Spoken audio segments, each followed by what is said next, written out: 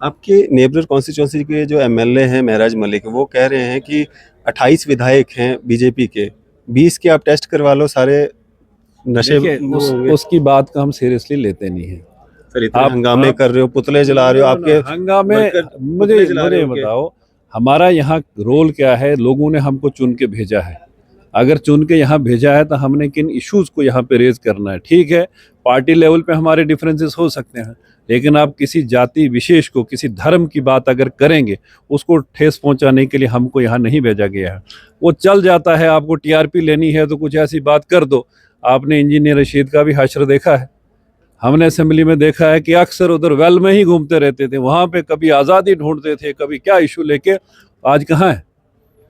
तो यहाँ पे हमको अगर भेजा है तो यहाँ महराज मलिक का भी वही हाल होगा। लोगों के मुद्दों महराज मलिक का भी वही हाल नहीं नहीं, मैं बात कर रहा हूँ तो वही वाले दे रहे कि हमको जिस मकसद से लोगों ने भेजा है कि हम यहाँ उनकी बात करें, और खासकर वो तो सरकार का पार्ट है, हम अपोजिशन में हैं, तो सरकार का जब पार्ट है तो आप अपोजिशन का रोल निभा रहे हो या सरकार के साथ हो, वही क्लियर नहीं हो रहा। अभी भी बहुत सारे एरियाज में, जम्मू शहर में आपको दिखा दूंगा, जम्मू शहर में, जम्मू में जो लगते हैं, जम्मू डिस्ट्रिक्ट में जहाँ पे सड़कें नहीं है, गली तंग हो सकती है, नाली नहीं बनी हो। मैंने पहले जीएमसी की नहीं, जम्मू डिस्ट्रिक्ट की बात कर रहा हूँ, अभी भी वहाँ पे सड़कें नहीं है, लोगों को पैदल चलना पड़ता है। अभी भी ऐसे ऐसे गाँव हैं जहाँ पे 75-76 साल हो गए देश को आजाद हुए, वहाँ पे सड़कें नहीं आप है। जम्मू की क्या, डोडा सड़कों को ही डेवलपमेंट, डोडा की बात करें ना, पीएमजीएसवाई किसकी देन है? प्रधानमंत्री अटल बिहारी वाजपेयी जी, स्वर्गीय अटल बिहारी वाजपेयी जी का ये जो है कि हर गांव को हम सड़क से जोड़ें। स्कूलों में टीचर नहीं है, हॉस्पिटल्स में डॉक्टर नहीं है, इंफ्रास्ट्रक्चर नहीं है, चौकियों में, थानों में नफरी नहीं है, भर्तियां हुई नहीं है, तो कैसे बोल सकते हैं आप डेवलपमेंट? अब खाली बिल्डिंगें बनाने से डेवलपमेंट नहीं ना हो जाएगी, सड़कें बनाने से डेवलपमेंट नहीं, सड़कें बनाना डेवलपमेंट नहीं है, visible development. American president John candy थे, उन्होंने कहा था, आप जब गडकरी जी के ऑफिस में जाएंगे, वहाँ एक आपने देखा वो कहाँ पे है? जम्मू कश्मीर आज इंडेक्स कम हुआ है। अगर आप इनका इकोनॉमिक सर्वे, डिमांड्स तो इनकी और भी बहुत सारी हैं कि स्टेटहुड मिलना चाहिए, 370 मिलना चाहिए, पीएसए हटना चाहिए, जो प्रिजनर्स हैं उनको छोड़ा जाना चाहिए। वो डिमांड भी पूरी करेगा सेंटर? असेंबली के डोमेन में, सेंटर पूरा करेगा? इस असेंबली के डोमेन में वो चीजें नहीं है। कल एक यहाँ पे एमएलए बोल रहा था कि एसपीओज की सैलरी बढ़े, हम चाहते हैं, एसपीओज भारतीय जनता पार्टी की देन है, वीडीसीज भारतीय जनता पार्टी की देन है। उनको एसपीओज को अगर 1500 से 3000 पे लिया, 3 से 6, 6 से 12 और 18 पे, लेकिन इस असेंबली का वो डोमेन नहीं है, वो होम मिनिस्ट्री के अंडर में आता है। तो हम यहाँ चीख के किसको सुनाएं, किसको फरियाद करें?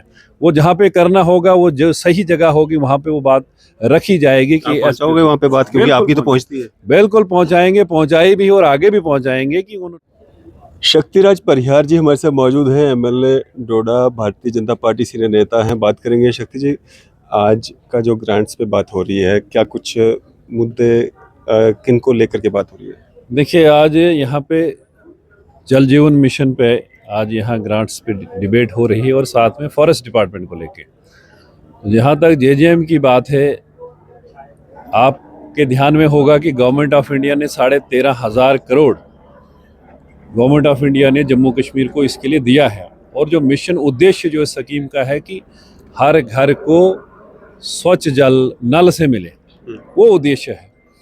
उसमें बहुत सारा काम हुआ है, अभी कुछ हो रहा है, लेकिन कहीं न कहीं ग्राउंड पे फंडिंग तो बहुत सारी हुई है, लेकिन एग्जीक्यूशन में नीचे ग्राउंड पे कहीं न कहीं बहुत सारी दिक्कतें हैं। उन जितने भी मैंने अभी तक सुना, ऑनरेबल एमएलएज ने बोला है, उन्होंने एक खदशा ज़ाहिर किया है कि उसको सही मानों पे ग्राउंड पे वो काम नहीं हुआ है। मैंने भी आइडेंटिफाई, अपनी पूरी डिटेल ली है, अपने कॉन्स्टिट्यूंसी की स्कीम जितनी भी है उनको आइडेंटिफाई किया है कि जहाँ जहाँ पे काम गलत हुआ है, कि जो स्पेसिफिकेशन के हिसाब से नहीं है, उसकी डेप्थ अगर पूरी नहीं है, जीआई पाइप अगर लगनी थी तो वहाँ आईडीपी पाइप क्यों लगे, और ख़ासकर जंगलों में आपने अगर कहीं आईडीपी रबड़ की पाइप लगाई है तो वहाँ आग लग के वो सारी जल गई है।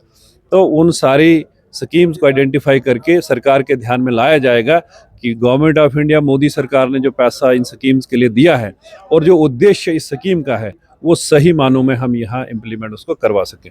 पर ये सवाल करप्शन का इनडायरेक्टली कहीं एलजी साहब पे तो नहीं उठ रहा, क्योंकि उन्हीं की देखरेख में सारा काम हो रहा था? नहीं, एलजी साहब का कोई रोल नहीं इसमें। एलजी साहब का काम था फंड्स प्रोवाइड करवाना, गवर्नमेंट ऑफ इंडिया से फंड्स लाना। फंड्स लाए, नीचे एग्जीक्यूशन पार्ट पे, नीचे जो लोग इंजीनियरिंग डिपार्टमेंट के लोग हैं जो काम करते हैं नीचे, जो कंट्रैक्टर्स नीचे काम करते हैं, अगर वहाँ अगर कोई कोताही रही होगी उसको हम ज़रूर उभारेंगे और उसको रेक्टिफाई वहाँ पे कराएंगे। और 2 दिन पहले एक ऑर्डर निकला भी है उसके लिए कि जब तक ना उसकी पूरी प्रॉपर इन्वेस्टिगेशन हो, सही मानों में डेप्थ चेक हो, स्पेसिफिकेशन हो, तब तक किसी की पेमेंट रिलीज़ ना हो। लेकिन ये सवाल आज आप या आपके बाकी जो एमएलए हैं वो थोड़ी ना उठा रहे हैं, ये तो पहले से ही उठ रहे थे, इलेक्शन से पहले से उठ रहे थे, तो फिर तब कार्रवाई क्यों नहीं हुई, तो अब कैसे कार्रवाई हो हाउस जाएगी? में तो आज मौका मिला ना, आज ग्रांट्स हैं, आज उठाए जा रहे हैं, बजट के दौरान भी इस बात को रखा गया है और आज भी जितने विधायक हैं वो बात इस पे कर रहे हैं, वो फॉरेस्ट डिपार्टमेंट को लेके हो या फॉरेस्ट राइट एक्ट की बात हो या जो जल जीवन मिशन को लेके, ये बहुत सारी फंडिंग हुई है। ये 13,500 करोड़ एक मिशन मोड पे इस पे काम करने के लिए जो गवर्नमेंट ऑफ इंडिया ने दिया है और जो उद्देश्य इसका जो है कि हम हर घर तक, आप देखिए मोदी गवर्नमेंट को जब आप देखेंगे, आप वो परसों भी उस पे बात हुई थी कि जो 200 यूनिट बिजली फ्री जो दी गई है वो एवाई को, अंत्योदय वालों को, अगर पेंशन अगर 250 रुपया इन्होंने बढ़ाई तो अंत्योदय का कंसेप्ट कहाँ से आया? ये जनसंघ के हमारे वरिष्ठ नेता पंडित दीनदयाल उपाध्याय जी थे जिन्होंने अंत्योदय का कंसेप्ट दिया था कि पंक्ति में आखिरी व्यक्ति जो खड़ा है उसका उत्थान करना है, जो सबसे गरीब व्यक्ति है उसको देखकर सरकार अपनी पॉलिसीज बनाए ताकि उसको उसका लिविंग स्टैंडर्ड बढ़ जाए। उस पॉलिसी पे मोदी सरकार चलते हुए उन्होंने गरीबों को फ्री घर उनको बनाने के लिए दिया, उन्होंने राशन उनको फ्री कर दिया, इलाज के लिए उनको 5 लाख तक गोल्डन कार्ड के ज़रिए उनका इलाज हो रहा है और शौचालय उनको दिए, गैस सिलेंडर्स दिए। ये वो योजना है अंत्योदय योजना, जो कंसेप्ट जो जनसंघ से आया है। और मैंने अपने भाषण में तब कहा था कि एनसी सरकार ने, उमर अब्दुल्ला सरकार ने उस कंसेप्ट को एंडोर्स किया हुआ है कि जनसंघ ने तब जब 50 में जब बनी तब से लेके जो उनकी एक पॉलिसी जो फ्रेम था उसको इन्होंने माना है। हालांकि इलेक्शन में इन्होंने कुछ और कहा था कि हम 200 यूनिट फ्री देंगे, कोई मेंशन नहीं था, हम 1 लाख नौकरियां देंगे, जितने भी डेली वेजर्स उनको पक्का करेंगे। लेकिन मैंने फिर भी मुबारकबाद उमर अब्दुल्ला साहब को दी थी कि देर आए दुरुस्त आए, हमारी जो पॉलिसी थी उसको आपने एंडोर्स किया। शक्ति जी, आप प्रशंसा कर रहे हैं नेशनल कॉन्फ्रेंस की कि वो सेंटर की स्कीम को यहाँ पे लागू कर रहे हैं? नहीं, सेंटर की तो लागू होंगी ही होंगी, वो तो हो ही रही है, वो तो चल ही रही है, तो अपने से क्या ही कर रही है। उमर अब्दुल्ला साहब ने कहा कि अभी जो कह रहे थे कि अभी मुझे एक जर्नलिस्ट पूछ रहा था कि नहीं, जो कह रहे हैं खजाने खाली हैं, खजाने ये भरे कब थे? ये गवर्नमेंट ऑफ इंडिया के जो इस वक्त भी जो दिया गया है, जो यहाँ का जो बजट पेश किया गया है, इसमें 5,000 करोड़ गवर्नमेंट ऑफ इंडिया ने एडिशनल एलोकेशन यहाँ पे किया है, जिसके लिए सीएम साहब ने उसका धन्यवाद किया है। तो जो मिला है, जो फंडिंग मिली है, उसको प्रॉपर उसका यूटिलाइजेशन हो, उसका ऑन ग्राउंड उसका काम हो, वो हमारी मंशा रहेगी। डिमांड्स तो इनकी और भी बहुत सारी हैं कि स्टेटहुड मिलना चाहिए, 370 मिलना चाहिए, पीएसए हटना चाहिए, जो प्रिजनर्स हैं उनको छोड़ा जाना चाहिए। वो डिमांड भी पूरी करेगा सेंटर? असेंबली के डोमेन में, सेंटर पूरा करेगा इस असेंबली के डोमेन में वो चीज़ें नहीं है। कल एक यहाँ पे एमएलए बोल रहा था कि एसपीओज की सैलरी बढ़े, हम चाहते हैं, एसपीओज भारतीय जनता पार्टी की देन है, वीडीसीज भारतीय जनता पार्टी की देन है। उनको एसपीओज को अगर 1500 से 3000 पे लिया, 3 से 6, 6 से 12 और 18 पे, लेकिन इस असेंबली का वो डोमेन नहीं है, वो होम मिनिस्ट्री के अंडर में आता है। तो हम यहाँ चीख के किसको सुनाएं, किसको फरियाद करें? वो जहाँ पे करना होगा, वो जो सही जगह होगी वहाँ पे वो बात रखी जाएगी कि पहुंचाओगे वहाँ पे बात, क्योंकि आपकी तो पहुंचती है। बिल्कुल पहुंचाएंगे, पहुंचाई भी और आगे भी पहुंचाएंगे कि उन लोगों ने, हमारा ये मानना है कि अगर मिलिटेंसी पे यहाँ कंट्रोल हुआ है, उसमें आर्मी हो, सीआरपीएफ हो, पुलिस के जवान के साथ साथ वहाँ वीडीसीज और एसपीओज का बहुत बड़ा रोल रहा है। उनका जो रोल रहा है, उनका वो ऑनरेरियम बढ़े, उसके लिए भारतीय जनता पार्टी वचनबद्ध है। लेकिन जहाँ तक सरकार की बात है, जो इनके इश्यूज कभी बोलते हैं स्टेट, एक कमिटमेंट है गवर्नमेंट ऑफ इंडिया की, मोदी जी की कमिटमेंट है कि सही समय पे यहाँ पे स्टेट मिले। लेकिन अब वो असेंबली में यहाँ चेक के तो उससे तो मिलने वाला कुछ नहीं। वो तो इलेक्शन के दौरान भी जब मोदी जी आए थे उन्होंने कहा था कि इलेक्शन के बाद देंगे। बिल्कुल बिल्कुल, एक अप्रोप्रिएट टाइम पे, सही समय पे। अब सही इलेक्शन आएंगे 2029 के, सही समय जो अब उनके हिसाब से क्या सही समय, वो क्या पैरामीटर्स होंगे, उसके हिसाब से यहाँ स्टेट मिलेगी। आपके नेबर कॉन्स्टिट्यूंसी के जो एमएलए हैं महराज मलिक, वो कह रहे हैं कि 28 विधायक हैं बीजेपी के, 20 के आप टेस्ट करवा लो, सारे नशे उसकी बात को हम सीरियसली लेते नहीं है। फिर इतने हंगामे कर रहे हो, पुतले जला रहे हो, आपके हंगामे, मुझे बताओ हमारा यहाँ रोल क्या है? लोगों ने हमको चुन के भेजा है, अगर चुन के यहाँ भेजा है तो हमने किन इश्यूज को यहाँ पे रेज करना है। ठीक है, पार्टी लेवल पे हमारे डिफरेंसेस हो सकते हैं, लेकिन आप किसी जाति विशेष को, किसी धर्म की बात अगर करेंगे, उसको ठेस पहुंचाने के लिए हमको यहाँ नहीं भेजा गया है। वो चल जाता है, आपको टीआरपी लेनी है तो कुछ ऐसी बात कर दो। आपने इंजीनियर रशीद का भी हश्र देखा है, हमने असेंबली में देखा है कि अक्सर उधर वेल में ही घूमते रहते थे, वहाँ पे कभी आज़ादी ढूंढते थे, कभी क्या इशू लेके, आज कहाँ है। तो यहाँ पे हमको अगर भेजा है तो यहाँ महराज मलिक का भी वही हाल होगा। लोगों के मुद्दों, महराज मलिक का भी वही हाल नहीं नहीं, मैं बात कर रहा हूँ तो वही वाले कि हमको जिस मकसद से लोगों ने भेजा है कि हम यहाँ उनकी बात करें, और ख़ासकर वो तो सरकार का पार्ट है, हम अपोजिशन में हैं, तो सरकार का जब पार्ट है तो आप अपोजिशन का रोल निभा रहे हो या सरकार के साथ हो, वही क्लियर नहीं हो रहा है। हम अपोजिशन में, if you are in opposition you have to oppose. हम वो एक सही कंस्ट्रक्टिव अपोजिशन का काम यहाँ पे कर रहे हैं और लोगों के जो भी इश्यूज हैं उनको उभार रहे हैं, उनको आगे भी उन पे बात करेंगे। तो पीछे जो 7 साल गुजरे हैं जिसका ढिंढोरा पूरे भारत देश में पीटा गया कि बहुत डेवलपमेंट हुई जम्मू कश्मीर में, तो सवाल भी आप आज ग्रांट्स डिमांड्स भी आप लोग कर रहे हैं। देखो, डेवलपमेंट इज अनएंडिंग प्रोसेस, कभी ना खत्म होने वाला प्रोसेस है। और आप कंपेयर करेंगे, आप अगर कभी डिबेट में भी बैठे, किसी अपोजिशन वाले को बोलो कि 7 साल वर्सेस 70 साल, जो पिछले 10 सालों में मोदी सरकार में जो काम हुए हैं और यहाँ एलजी प्रशासन में जो काम हुए हैं, डायरेक्टली जब सेंटर इसको देख रहा था, आप मुझे बताइए, यहाँ 2 एम्स जम्मू कश्मीर को मिलना, आईआईटी मिलना, आईएम मिलना, 2 सेंट्रल यूनिवर्सिटीज़ का यहाँ पे मिलना, साथ मेडिकल कॉलेजेस यहाँ पे मिलना, ये मैं बड़े इंस्टीट्यूशन की बात कर रहा हूँ। आप हाईवेज़ को देखेंगे, अगर 2 लेन, 4 लेन, 6 लेन एक्सप्रेस हाईवेज, रिंग रोड वगैरह, ये जितना भी इंफ्रास्ट्रक्चर डेवलपमेंट हुआ, हाइड्रो प्रोजेक्ट्स का, आज यहाँ पे अगर आप देखेंगे, मैं पूछना चाहूँगा उमर अब्दुल्ला सरकार से, एनसी कांग्रेस की सरकार से, 70 वर्षों में इनकी सरकार रहते हुए 20,000 मेगावाट का हाइड्रो पोटेंशियल जम्मू कश्मीर में है, 1100 मेगावाट हम टोटल जनरेट कर पाए हैं।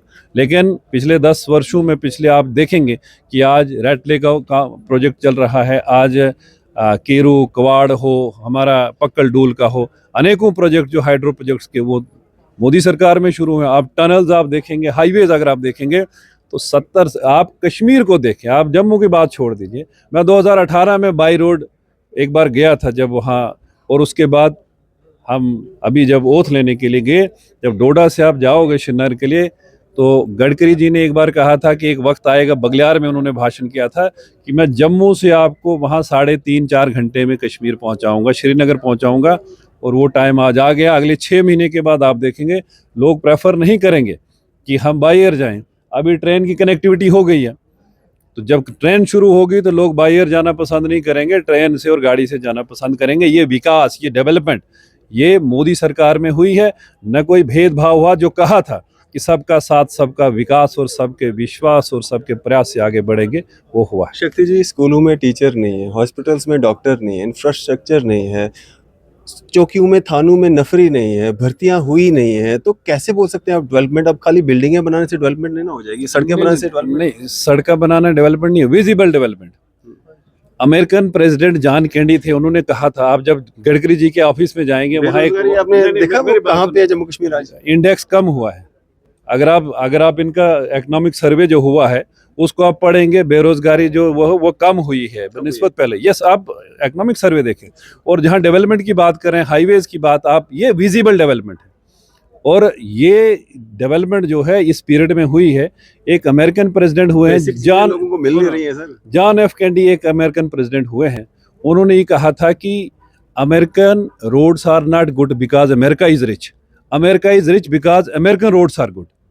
कि जब आपकी सड़कें बेहतर हैं तो वो देश, वो कंट्री रिच हो जाता है। अभी भी बहुत सारे एरियाज में, जम्मू शहर में आपको दिखा दूंगा, जम्मू में जो लगते हैं, जम्मू डिस्ट्रिक्ट में, जहाँ पे सड़कें नहीं है, गली तंग हो सकती है, नाली नहीं बनी हो। मैंने पहले जीएमसी की नहीं, जम्मू डिस्ट्रिक्ट की बात कर रहा हूँ, अभी भी वहाँ पे सड़कें नहीं है, लोगों को पैदल चलना पड़ता है। अभी भी ऐसे ऐसे गाँव हैं जहाँ पे 76 साल हो गए देश को आजाद हुए, वहाँ पे सड़कें नहीं है। आप जम्मू की क्या, डोडा सड़कों को ही डेवलपमेंट, डोडा की बात करें ना, पीएमजीएसवाई किसकी देन है? प्रधानमंत्री अटल बिहारी वाजपेयी जी, स्वर्गीय अटल बिहारी वाजपेयी जी का ये जो है कि हर गांव को हम सड़क से जोड़ें। और अनकनेक्टेड हैबिटेशन जो जम्मू कश्मीर में बची है, वो 1600 से ज़्यादा जो हैबिटेशंस हैं, उनको कनेक्ट करने का काम पीएमजीएसवाई 4 में बड़े लार्ज स्केल पे उनका काम आज चल रहा है। उनका जियो मैपिंग सर्वे हो रहे हैं, डीपीआरस बन रही हैं, और 3 साल में कि मोदी सरकार ने कहा है कि 3 साल में इन सभी गांवों को इनके जो रोड के काम है उन पे काम होगा। उसमें सरकार का इधर वाली का कोई रोना देना नहीं है। होगा थोड़ा बहुत, अगर 5-10% ये भी अगर अपने कुछ उसमें शेयर दें, बाकी सारी की सारी फंडिंग गवर्नमेंट ऑफ इंडिया की है। चलिए, शुक्रिया हमारे साथ Thank बातचीत करने के लिए। Thank you. तो शक्तिराज परिहार जी हमारे साथ बात कर रहे थे, एमएलए डोडा, भारतीय जनता पार्टी सीनियर नेता। आपकी इस पे क्या राय है? अभी अपनी राय जो है जरूर साझा कीजिएगा। इसी तरह की मजीद अपडेट्स के लिए आप देखते रहें न्यूज़ शहर India. BN high secondary school जो कि सुजवा रोड जम्मू में स्थित है, अब इसमें 2025 और 26 की बैचेस की एडमिशन शुरू हो चुकी है। अगर फैसिलिटी की बात करें तो यहाँ पे आपको medical, non medical, art stream, hostel for boys and girls, dedicated faculty, nominal fee structure, fee concession for siblings and single girl child. और अगर इंफ्रास्ट्रक्चर की अगर बात करें तो smart classrooms, computer labs, 24/7 CCTV surveillance, spacious playground और hall, library facility, अच्छा infrastructure और ट्रांसपोर्ट फैसिलिटी के साथ साथ हिंदी, उर्दू, डीनिया टीचिंग भी यहाँ पे अवेलेबल है। तो अगर आप लोग भी अपने बच्चों की एडमिशन यहाँ पे कराना चाहते हैं तो दिए गए नंबर पर संपर्क कीजिए। Myself, Asya Shabir Wande, Principal BN Higher Secondary School, Sujwan, Jammu. This school was established 22 years ago. Under the chairmanship of Engineer Abdul Ghani Kohli. Good morning to all of you. My name is Azimul Haq and I am the student of this school from class 12th from art stream and also I am the president of the school. मैं यहाँ पर primary से education जो है वो लेता आ रहा हूँ। Hello, myself Ulfat Jahan. I study in class 10th A. I have been studying here from nursery class. I gain a lot of knowledge here because all the teachers are very cooperative, efficient and dedicated here. We have well furnished labs for practical and auditorium hall for cultural functions. और new coming session में हमने hostel facilities भी अब बच्चों के लिए 6 से लेकर 12 तक हम गर्ल्स एंड बॉयज़ के लिए हॉस्टल फैसिलिटीज़ जो है वो भी हम अवेलेबल कर रहे हैं। मैं ज़रूर चाहूँगी कि आप स्कूल में ज़रूर विज़िट करें। न्यू कमिंग जो हमारा एडमिशन का जो सेशन आएगा, आप ज़रूर आएँ। हर बच्चे का राइट है एजुकेशन लेना और वो एजुकेशन का right BN higher secondary school आपको प्रोवाइड करेगा। At BN School, we offer quality education with a reasonable fee structure, making it affordable even for our weaker sections.